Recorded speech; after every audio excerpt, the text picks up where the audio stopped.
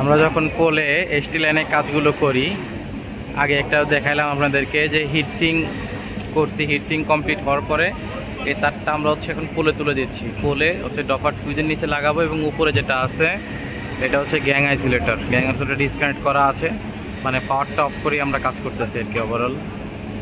তো এখন এই তারটা পোলে তুলে দিয়ে এটা কানেকশন করব।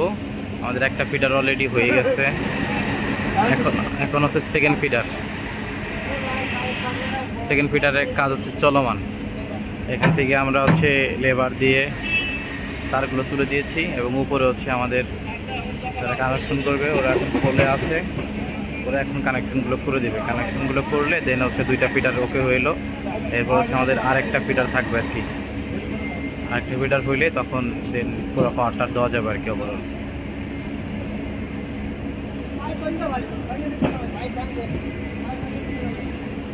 এটা হচ্ছে আমাদের কাজের আজকের স্কোপগুলো দেখতে পাচ্ছেন। আসলে খুবই রিস্কি কাজ, তারপরেও কী করবো, করতে হবে, কিছু করারও নেই।